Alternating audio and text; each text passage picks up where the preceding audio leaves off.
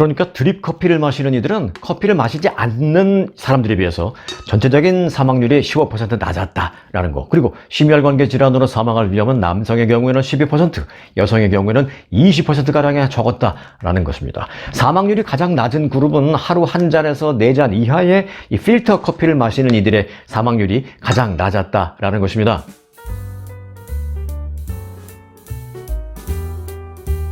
안녕하십니까. 세상 돌아가는 스토리를 알고 싶거나 건강한 삶을 누리고 싶다면 반드시 구독해야 할 스토리 뉴스입니다. 직장 생활하는 사람들은요, 오랜만에 만난 사람들과 헤어지기 전에 늘 이런 말을 하죠. 언제 커피 한잔 해? 네. 여기서 말하는 커피 한 잔, 언제 커피 한 잔에 언제 커피 한 잔, 이것은 다음번에 만나서는 좀 더 많은 얘기를 나누자라는 그런 의미입니다. 자, 그런데 그렇게 사회생활에 필요한 그 언제 커피를 말하려고 하는 게 아니라요, 오늘 이 시간에는 하루에 한 잔, 이 소소한 행복으로 마시고 싶은데 여기저기 말을 들어보니까 뭐 커피가 몸에 좋다느니 안 좋다느니 뭐 얘기들이 너무 많아서 이걸 마셔야 돼 말아야 돼 하는 그런 고민스러운 바로 그 커피를 말하려고 합니다. 커피는 일상의 활력을 북돋아줍니다만 건강적인 측면을 고려하지 않을 수가 없습니다. 과거에는 커피가 몸에 좋지 않다라는 속설들이 많이 있었습니다. 하지만 최근 들어서는 적당한 카페인 섭취는 건강에 도움이 된다라는 연구 결과가 오히려 더 많이 나오고 있는 상황입니다.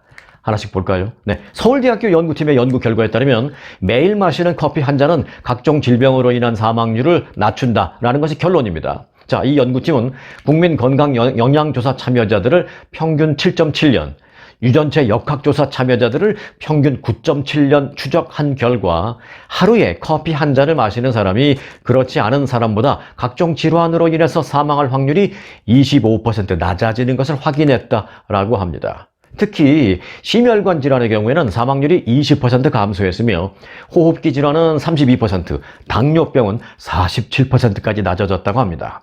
이 국내 연구뿐만이 아니라요, 이 해외 연구에서도 같은 내용을 언급한 게 많이 있습니다. 자, 호주의 베이커 심장 앤 당뇨병 연구소에 따르면 하루 2~3잔의 커피를 마시는 사람은 커피를 전혀 마시지 않는 사람보다도 조기 사망률이 낮았다고 합니다. 또 미국의 하버드 대학 프랭크 후 교수는요, 20년간 커피가 인체에 미치는 영향을 연구해 온 끝에 하루 3잔에서 맥시멈 5잔까지의 커피는 인체에 유익하다라는 결론을 냈다라고 학술지에 보도를 했습니다. 이 맥시멈 5잔까지는 조금 우리 입장에서는 많아 보이긴 하는데 일단 그 학술지 논문에는 그렇게 되어 있습니다. 나중에 말씀드리겠습니다만 저는 요거보다 1~2잔 좀 낮추고 싶어요. 네.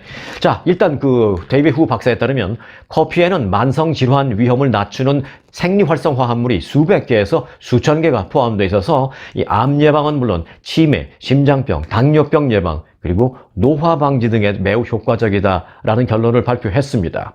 이 여러 가지 연구 결과를 종합해 볼 때 커피는 인체에 이로운 점이 많이 있는 것만은 분명해 보입니다.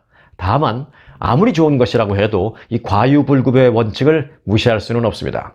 이 커피 역시 너무 많이 마시면 오히려 독이 됩니다. 이것도 역시 검증된 논리입니다.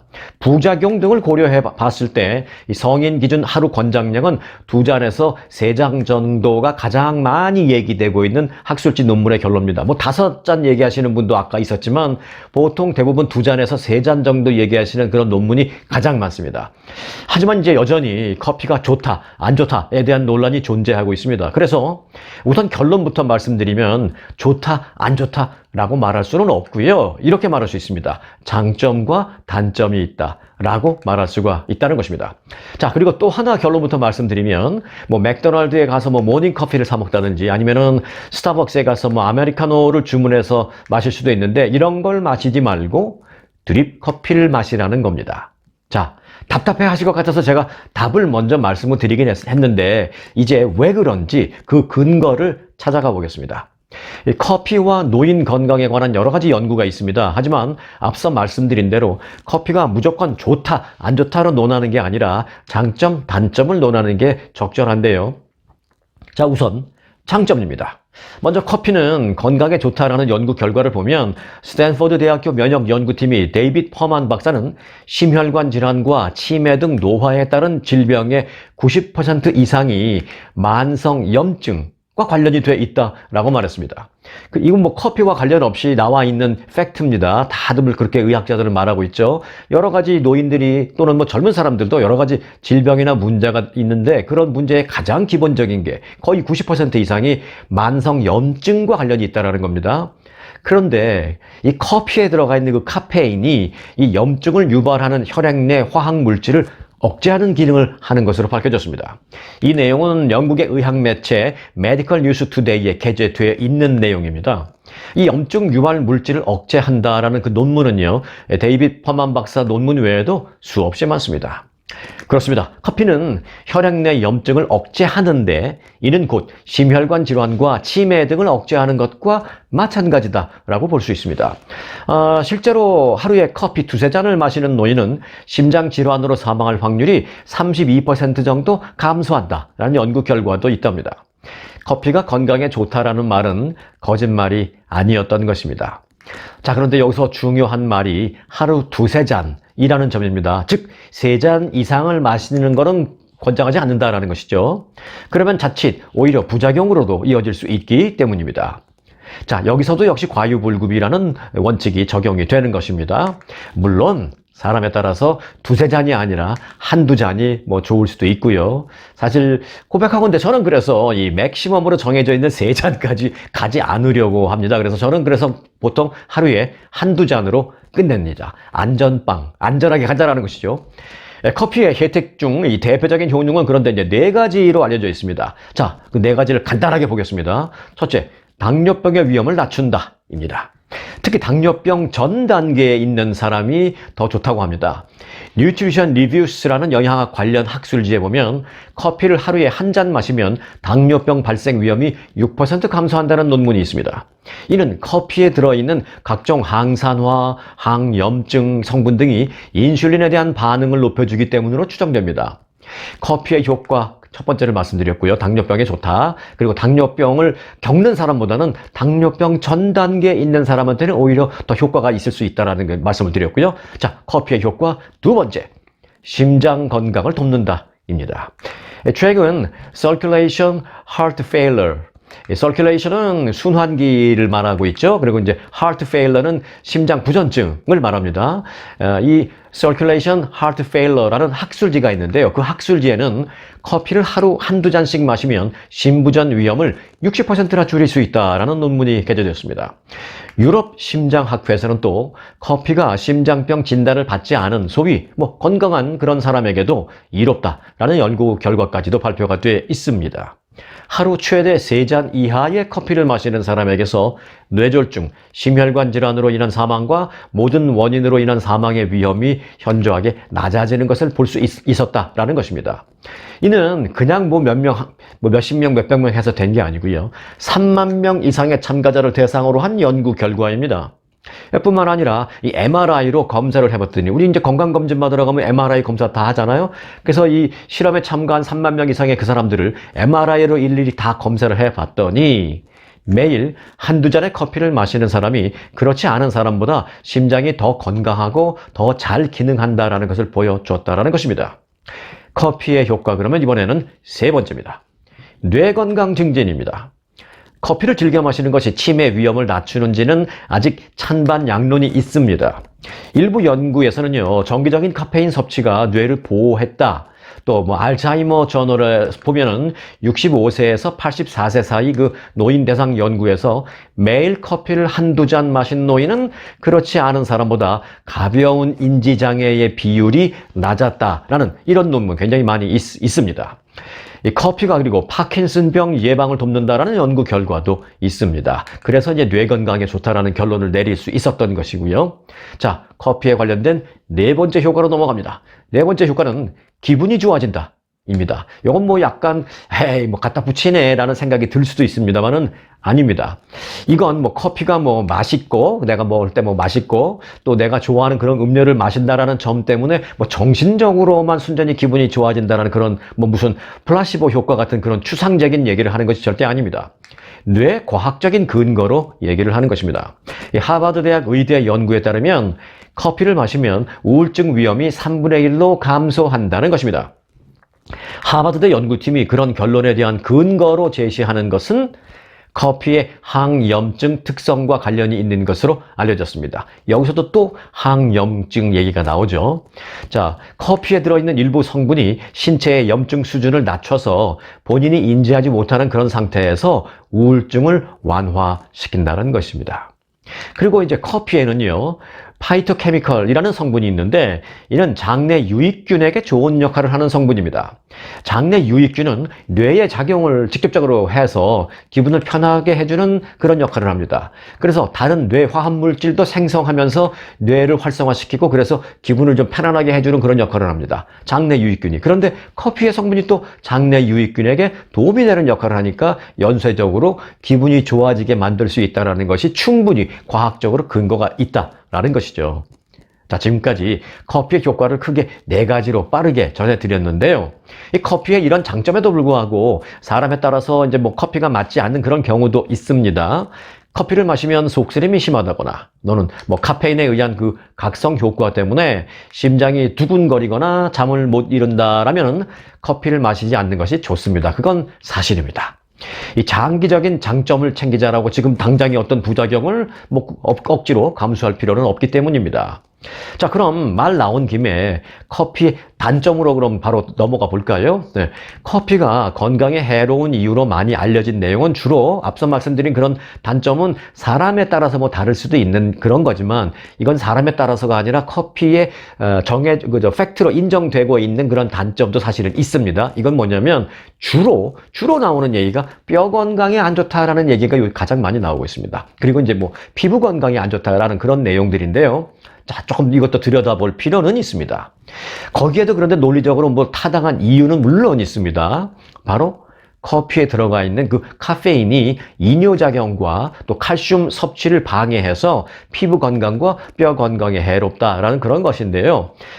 최근 그 영국 버밍엄 대학교의 연구 결과를 보면 하루 2잔 이하의 커피는 체내 수분 함량이나 또는 칼슘 섭취에 큰 영향을 미치지는 않는 것으로 그렇게 나타났습니다. 그러니까 2잔 이하, 그러니까 편하게 생각하신다면 하루에 오전이든 또는 오후 조금 피곤하실 때든 커피 1잔 정도 마시는 것은 전혀 문제될 게 없다라는 것이죠. 이게 두려우시다면 그저 하루에 1잔도 잠깐 좀 작은 양으로 마시고 아니면은 그 하루에 1잔도 살짝 좀 라이트하게 엷게 묽게 해서 먹는 것까지도 충분히 괜찮다라는 것입니다. 자, 그러면 훨씬 더 안전하겠죠? 커피를 약간의 단점이 있다고 당장 끊어라, 먹으면 안 된다, 그렇게까지는 안 하는 것입니다. 과학자들도. 자, 그리고 단점 또 있습니다. 네. 커피는 위에 자극을 줘서 위장장애의 원인이 된다라는 이야기가 있는데요. 카페인이 위산 분비를 촉진하는 것은 사실입니다. 그래서 이제 위가 많이 약하시거나 또는 위산 과다 분비 등으로 고생하시는 분들은 안 마시는 게 좋다, 또는 약하게 마시는 게 좋다, 이런 얘기가 그래서 나오는 것입니다. 하지만 위궤양이나 위염 또는 위산 과다 등의 증상이 없는 사람들에게는 당연히 큰 문제가 되지 않는다라고 합니다. 자, 커피는 많은 사람들이 즐기는 음료이며 매일 적정량의 커피 섭취는 건강에 이롭다라는 것을 이제 우리가 알았습니다. 그리고 장점과 단점도 우리가 충분히 이제 인지를 했습니다. 하지만 중장년층 및 이 노인들은 건강한 커피 복용을 위해서 적절한 양과 적절한 타이밍을 지키는 게 권장되고 있습니다. 그리고 또 다른 중요한 것이 있습니다. 자, 앞서 제가 결론부터 답부터 말씀드린 그 부분 이제 간단히 정리를 해 드릴 시간입니다.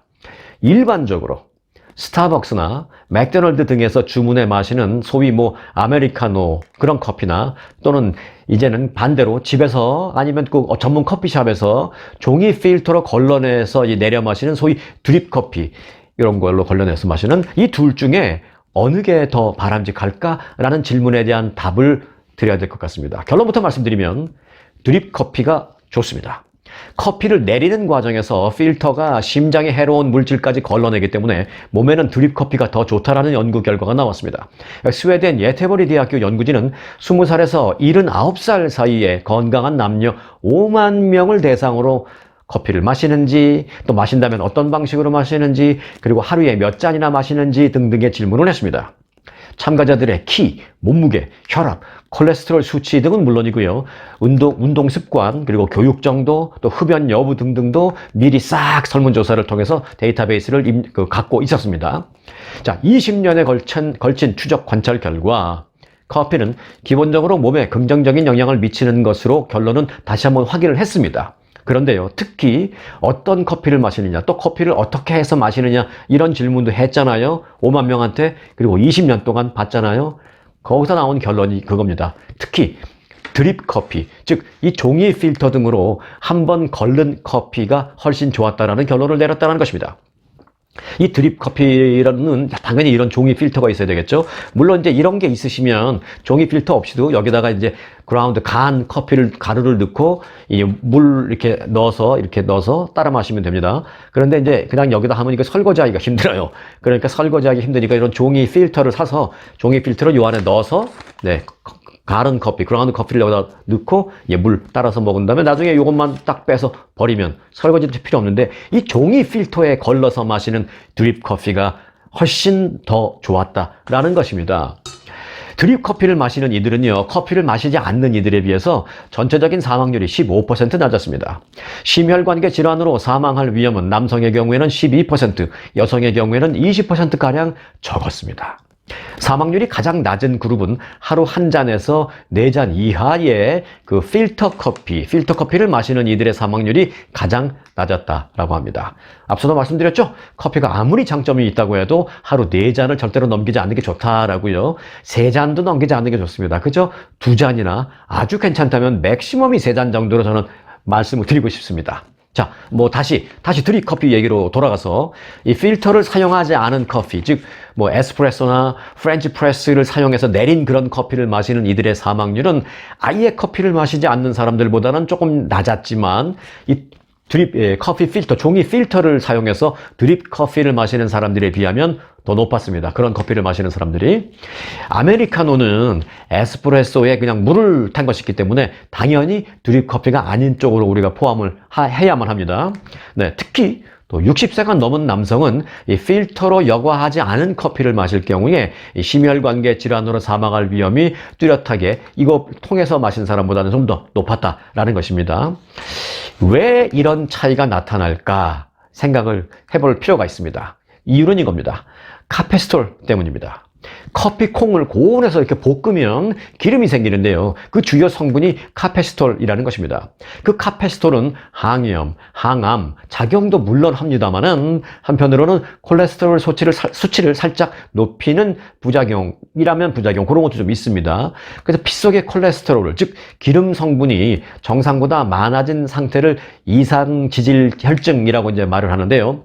이상지질혈증은 대개 별다른 증상이 없기 때문에 방치하다가 보면 협심증이나 뇌졸중 등으로 이어질 가능성이 있습니다. 그런데 이 종이 필터를 이용해서 드립 커피를 마시면 그런 위험을 막을 수 있다는 것입니다.